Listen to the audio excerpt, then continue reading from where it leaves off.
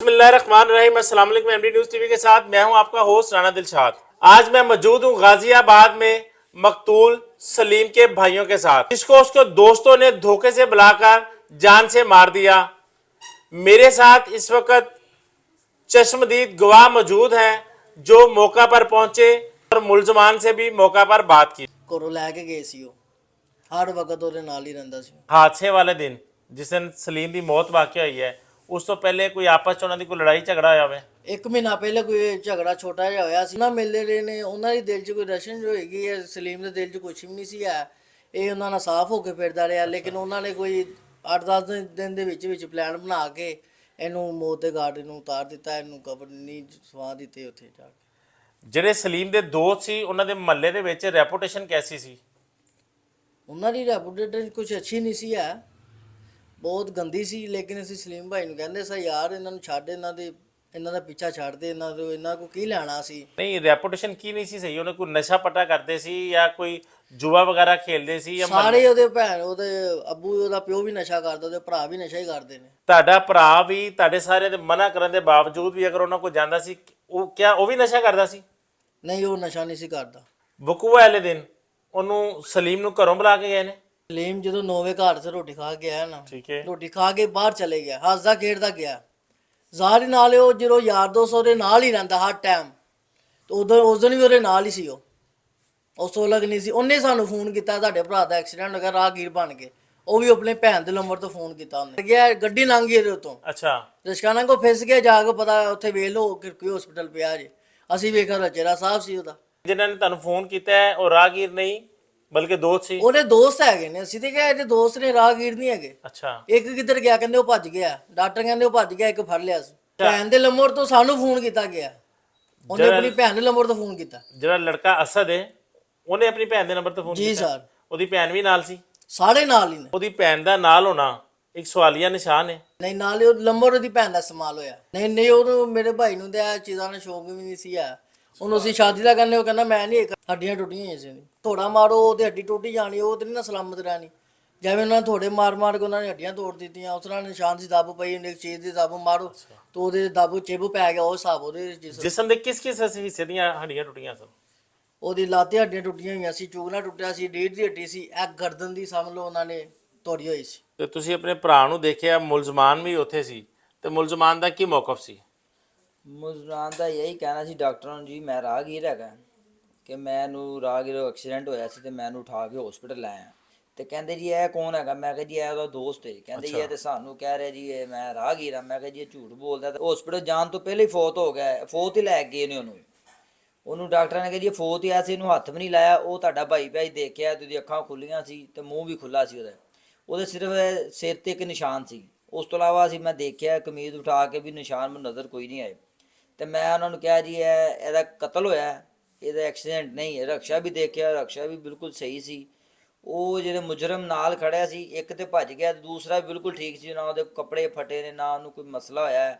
ਉਹ ਰਿਲੈਕਸ ਹੋ ਕੇ ਖੜਾ ਸੀ। ਤੇ ਫਿਰ ਪੁਲਿਸ ਨੂੰ ਤੁਸੀਂ ਇਤਲਾਹ ਦਿੱਤੀ? ਨਹੀਂ ਜੀ, ਅਸੀਂ ਨਹੀਂ। ਡਾਕਟਰਾਂ ਨੇ ਸਾਡੇ ਤੋਂ ਪਹਿਲੇ ਪੁਲਿਸ ਨੂੰ 15 ਤੇ ਕਾਲ ਕਰ ਦਿੱਤੀ ਸੀ। ਸਾਡੇ ਪਹੁੰਚਣ ਤੋਂ ਵੀ ਪਹਿਲੇ ਅਸੀਂ ਗਏ ਤੇ ਪੁਲਿਸ ਖੜੀ ਸੀ ਉੱਥੇ। ਤੇ ਪੁਲਿਸ ਵਾਲਿਆਂ ਨੇ ਸਾਨੂੰ ਕਿਹਾ ਤੁਸੀਂ ਕੀ ਕਰਨਾ ਚਾਹੁੰਦੇ? ਮੈਂ ਕਿਹਾ ਜੀ ਅਸੀਂ ਤੇ ਪਰਚਾ ਕਰਵਾਉਣਾ ਇਹਨਾਂ ਦੇ ਕਤਲ ਦਾ, ਇਹਨਾਂ ਨੇ ਸਾਡਾ ਭਾਈ ਨੂੰ ਕਤਲ ਕੀਤਾ। ਉਹਨਾਂ ਨੇ ਕਿਹਾ ਜੀ ਪੋਸਟਮਾਰਟਮ ਹੋਏਗਾ। ਮੈਂ ਕਿਹਾ ਜੀ ਅਸੀਂ ਕਰਾ ਲਾਂਗੇ। ਅਸੀਂ ਉਸ ਟਾਈਮ ਡੈੱਡ ਬੋਡੀ ਭੇਜਤੀ ਮਿਓ ਹਸਪਤਾਲ।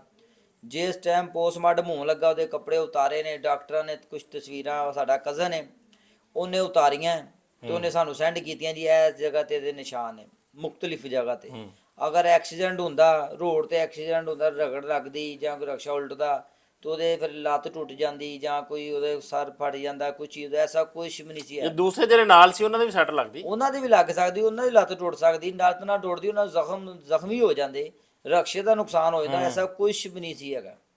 ਫਿਰ ਅਸੀਂ ਤਸਵੀਰਾਂ ਦੇਖਿਆ ਜੀ ਕਮਰ ਦੀ ਹੱਡੀ ਜਿਹੜੀ ਨਾ ਉਹਨਾਂ ਨੇ ਤੋੜੀ ਹੋਈ ਹੈ। ਉਸ ਤੋਂ ਬਾਅਦ ਇਹ ਮੋਢੇ ਤੇ, ਇਹ ਘੁਟਨਾ, ਠੀਕ ਹੈ ਜੀ, ਇਹ ਪੱਟ ਤੋਂ ਝੂਕਨੇ ਦੀ ਮੁਖਤਲਿਫ ਜਗ੍ਹਾ ਤੇ ਉਹਨਾਂ ਨੇ ਤਸ਼ੱਦਦ ਕੀਤਾ। ਜਿਵੇਂ ਕੋਈ ਚੀਜ਼ਾਂ ਮਾਰੀਆਂ ਨੇ ਉਹਨਾਂ ਨੇ। ਬਲੱਡ ਨਹੀਂ ਨਿਕਲਿਆ ਉਹਦਾ, ਨਾ ਰਗੜ ਲੱਗੀ, ਨਾ ਉਹਦੇ ਕੋਈ ਕੱਪੜੇ ਫਟੇ ਨੇ।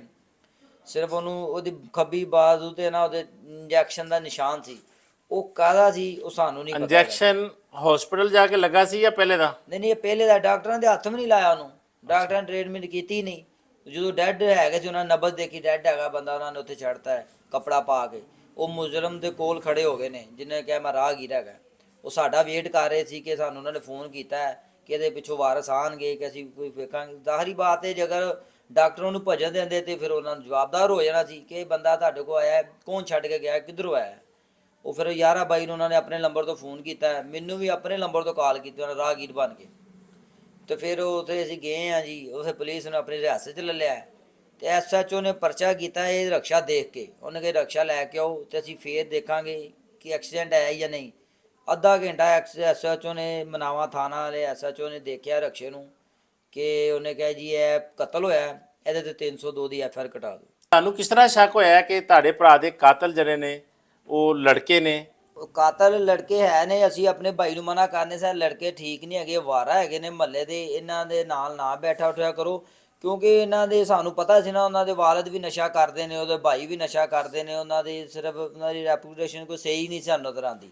ਉਹ ਭਾਈ ਸਾਡਾ ਸਾਨੂੰ ਕਹਿੰਦਾ ਜੀ ਤੁਹਾਨੂੰ ਕੀ ਮਸਲਾ ਹੈਗਾ, ਮੇਰੇ ਭਰਾ ਨੇ ਮੇਰੇ ਦੋਸਤ ਨੇ। ਮੈਂ ਕਿਹਾ ਜੀ ਇਹ ਦੋਸਤ ਨਹੀਂ ਹੈਗੇ, ਖਾਨ ਦੇ ਯਾਰ ਨੇ, ਤੂੰ ਇਹਨਾਂ ਦਾ ਖਹਿੜਾ ਛੱਡ ਦੇ।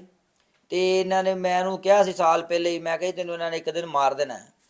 ਮੈਂ ਆਪਣੇ ਘਰ ਵਾਲਿਆਂ ਨੂੰ ਵੀ ਕਿਹਾ ਸੀ, ਮੈਂ ਕਿਹਾ ਜੀ ਉਹ ਬੰਦੇ ਠੀਕ ਨਹੀਂ ਹੈਗੇ, ਉਹਨਾਂ ਨੇ ਇਹਦਾ ਨੁਕਸਾਨ ਕਰ ਦੇਣਾ ਤੇ ਫਿਰ ਸਾਡੇ ਹੱਥ ਕੁਝ ਨਹੀਂ ਆਣਾ। ਲੇਕਿਨ ਉਹ ਕਹਿੰਦਾ ਸੀ ਮੈਂ ਤੈਨੂੰ ਛੱਡ ਦਾਂਗਾ, ਮੈਂ ਉਹਨਾਂ ਨੂੰ ਨਹੀਂ ਛੱਡਣਾਗਾ। ਅੱਛਾ, ਉਹਨਾਂ ਦੇ ਨਾਲ ਇੰਨੀ ਦੋਸਤੀ ਸੀ? ਹਾਂਜੀ ਦੋਸਤੀ, ਉਹ ਮੇਰੇ ਨਾਲ ਲੜ ਪੈਂਦਾ ਸੀ। ਨਹੀਂ ਨਸੀਰ ਸਾਹਿਬ, ਇਹ ਗੱਲ ਦੱਸੋ ਇਹਦੇ ਵਿੱਚ ਕੀ ਵਜ੍ਹਾ ਸੀ ਕਿ ਉਹਨਾਂ ਦੇ ਨਾਲ ਇੰਨੀ ਜ਼ਿਆਦਾ ਦੋਸਤੀ ਸੀ? ਵਿੱਚ ਕੋਈ ਕੁੜੀ ਦਾ ਮਾਮਲਾ ਸੀ ਜਾਂ ਕੋਈ ਆਪਸ 'ਚ ਕੋਈ ਜੂਆ ਵਗੈਰਾ ਖੇਲਦੇ ਸੀ ਜਾਂ ਨਸ਼ਾ ਸੀ? ਨਹੀਂ ਜੂਏ ਵਾਲਾ ਨਾ ਕੋਈ ਕੁੜੀ ਦਾ ਚੱਕਰ ਸੀ, ਸਿਰਫ ਮੇਰਾ ਭਰਾ ਨੂੰ ਸ਼ੌਂਕ ਸੀ ਗੱਡੀਆਂ ਦੜਾਉਣ ਦਾ, ਰੇਸਾਂ ਲਾਉਂਦਾ ਸੀ ਰਕਸ਼ਾ। ਅੱਛਾ, ਰੇਸਾਂ ਲਾਉਂਦੇ ਸੀ? ਹਾਂਜੀ ਬਸ ਰੇਸ ਦਾ ਉਹਨੂੰ ਸ਼ੌਂਕ ਸੀ। ਉਸ ਦਿਨ ਵੀ ਮੈਨੂੰ ਇਹੀ ਲੱਗਾ ਜੋ ਫੋਨ ਆਇਆ, ਮੈਂ ਸ਼ਾਇਦ ਕਹਿੰਦਾ ਰੇਸ ਭਜਾਈ ਹੈ ਕਿ ਗੱਡੀ ਵੱਜ ਗਈ ਹੈ ਕਿ ਅੱਜ ਨੁਕਸਾਨ ਜ਼ਿਆਦਾ ਹੋ ਗਿਆ। ਆ ਸਾਡੇ ਦੇ ਦਿਨ 'ਚ ਇਹ ਸੀ, ਸਾਡੇ ਦਿਨ 'ਚ ਇਹ ਹੀ ਨਹੀਂ ਸੀ ਹੈਗਾ ਕਿ ਉਹਨਾਂ ਨੇ ਇਹਨੂੰ ਮਾਰ ਕੇ ਕਿ ਸਾਨੂੰ ਰਾਹਗੀਰ ਬਣ ਕੇ ਫੋਨ ਕੀਤਾ, ਕਿਉਂਕਿ ਬੰਦੇ ਹੈ ਹੀ ਗਲਤ ਹੋ।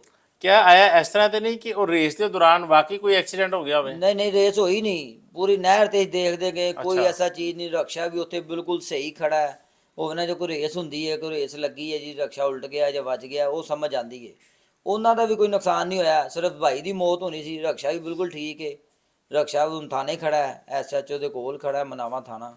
ਅੱਛਾ, ਜਿਹੜੀ ਉਹਨਾਂ ਦੀ ਕੋਈ 1 ਮਹੀਨਾ ਪਹਿਲੇ ਲੜਾਈ ਹੋਈ ਸੀ ਉਹਦੀ ਕੀ ਵਜ੍ਹਾ ਸੀ? ਉਹਦੀ ਵਜੂਹਾਤ ਕੋਈ ਸਾਹਮਣੇ ਨਹੀਂ ਆਈ। ਅਸੀਂ ਪਹਿਲੇ ਵੀ ਮੈਂ ਪੁੱਛਿਆ ਜਾ ਕੇ, ਭਾਈ ਮੇਰੇ ਨੇ ਕਿਹਾ ਸੀ ਨਹੀਂ ਜੀ ਬਸ ਹੋ ਗਈ ਸੁਲਾਹ, ਅਸੀਂ ਆਪਸ 'ਚ ਮਜ਼ਾਕ ਲੱਗੇ ਸਾਂ, ਮਜ਼ਾਕ 'ਚ ਹੋ ਗਿਆ।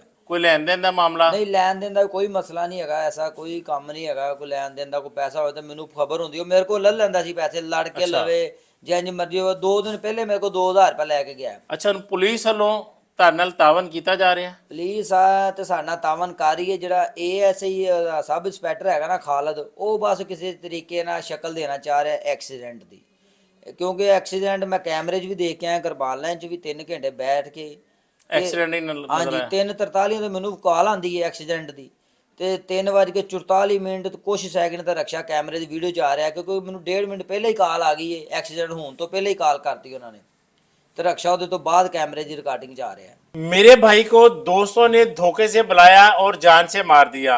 एक्सीडेंट वाली बात बिल्कुल झूठ है। मैंने कुर्बान लैंड गया, मैंने कैमरे देखे, तमाम शवाहिद जो है वो मर्डर तक जाते हैं। जाती रंजिश, दोस्तों में कोई रंजिश थी, लड़ाइयां थी, जिसकी भेंट मेरे भाई को चढ़ा दिया गया। हम आला हुकाम से अपील करते हैं कि हमें इंसाफ दिलाया जाए, मेरे भाई के कातिलों को किफरे किरदार तक पहुंचाया जाए। इसी के साथ इजाजत दीजिए। अल्लाह निगहबान।